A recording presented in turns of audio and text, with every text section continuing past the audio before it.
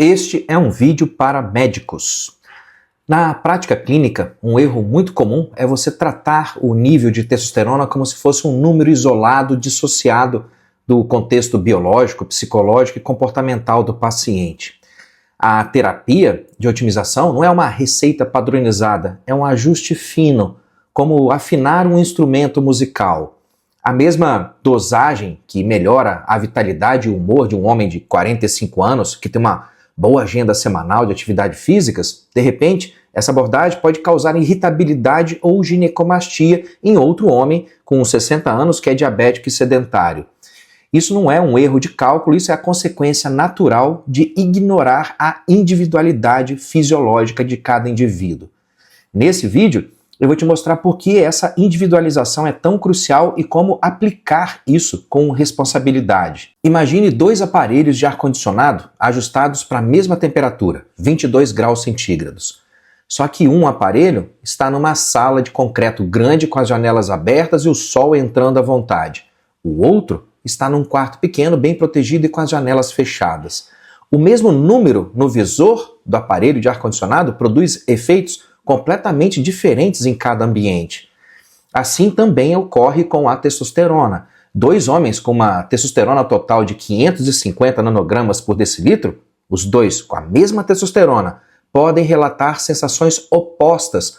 Um pode se sentir com boa energia, boa libido e bom foco, e o outro se sentir apático com os sintomas depressivos e perda de massa muscular esquelética, com o mesmo nível de testo. Isso acontece porque o efeito biológico da testosterona depende de variáveis moduladoras, como a sensibilidade androgênica, que por sua vez depende da genética e da epigenética, os níveis de SHBG, os níveis de estradiol e de DHT, os polimorfismos no receptor androgênico, como o número de repetições CAG, o metabolismo hepático e a função tireoidiana, entre outros.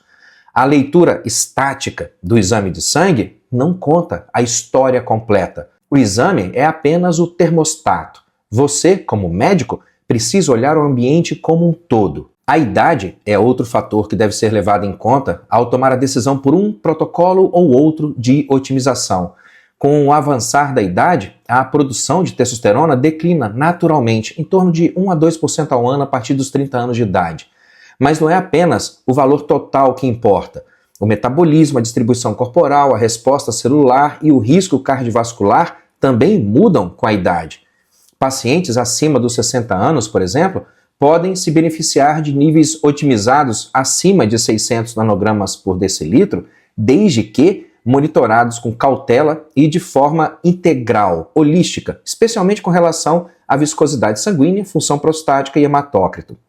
Já pacientes mais jovens, com hipogonadismo funcional secundário, muitas vezes induzido por obesidade, estresse crônico ou uso prévio de anabolizantes, esses pacientes exigem uma abordagem etiológica antes da otimização direta.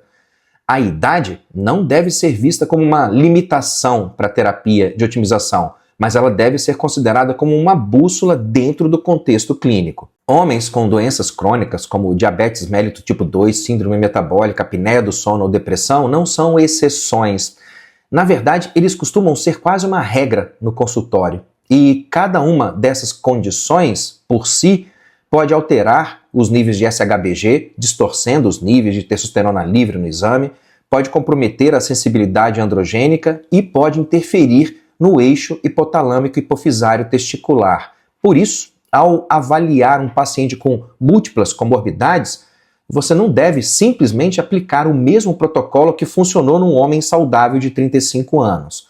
Nesses casos, o ajuste fino é obrigatório e ele pode incluir iniciar com doses menores, preferir vias de administração mais controláveis, como o gel, por exemplo, e avaliar marcadores de segurança, como o hematócrito e níveis de estradiol. Um tratamento bem-sucedido é aquele que melhora os sintomas sem criar novos riscos. Para isso, é essencial integrar a terapêutica com o quadro clínico completo. O estilo de vida também pode ser um amplificador ou um sabotador silencioso da terapia de otimização. Um paciente que dorme 8 horas por noite, treina com regularidade e mantém uma alimentação anti-inflamatória saudável, ele pode ter uma resposta anabólica muito mais intensa à terapia de otimização do que outro paciente que tem apneia do sono, consome álcool excessivamente e é sedentário. A testosterona não age no vácuo, ela interage com o comportamento e os hábitos do paciente. É por isso que a otimização hormonal eficaz requer educação, responsabilidade compartilhada e acompanhamento regular. Além disso, fatores como o estresse crônico, via aumento dos níveis de cortisol, sobrepeso visceral, via aromatização aumentada, e resistência periférica à insulina, via inflamação sistêmica, também podem sabotar completamente o efeito da sua abordagem de otimização, mesmo quando o paciente apresenta níveis de testosterona adequados no exame. Finalmente, você deve levar em conta a sensibilidade individual, a genética e a epigenética e a percepção subjetiva. Alguns homens têm uma resposta explosiva com níveis de testosterona total de 500 nanogramas por decilitro. Outros homens só se sentem eles mesmos acima de 800 nanogramas por decilitro. E isso não é delírio, é a expressão de diferenças na densidade dos receptores androgênicos, nos polimorfismos genéticos, como o número de repetições CAG nos receptores androgênicos, e até na metilação epigenética desses genes. Ignorar tudo isso é repetir o erro de acreditar que o intervalo de referência do laboratório deve ser o norte absoluto do seu tratamento. Um bom médico, ele olha os números, sim, ele olha, mas ele também ouve o corpo do paciente, interpreta os sinais, correlaciona tudo com o histórico do paciente e observa o impacto do tratamento na vida real dele. O nível ideal de testosterona para um homem não é aquele que apenas normaliza o exame, mas é o nível que restaura a identidade, a energia, a clareza e a estabilidade emocional dele sem gerar riscos adicionais. Tratar um homem apenas como uma planilha, isso é um erro. Cada corpo conta uma história diferente e o papel do médico é ser um leitor atento dessas entrelinhas hormonais. Você quer dominar a avaliação clínica e o tratamento da deficiência de testosterona nos seus pacientes do sexo masculino? Então vem participar da minha comunidade no WhatsApp exclusiva para médicos. Nessa comunidade você vai ter acesso a diversos conteúdos sobre o tema. Para entrar lá é só comentar esse vídeo aqui com a palavra médico e eu te envio o link pelo direct.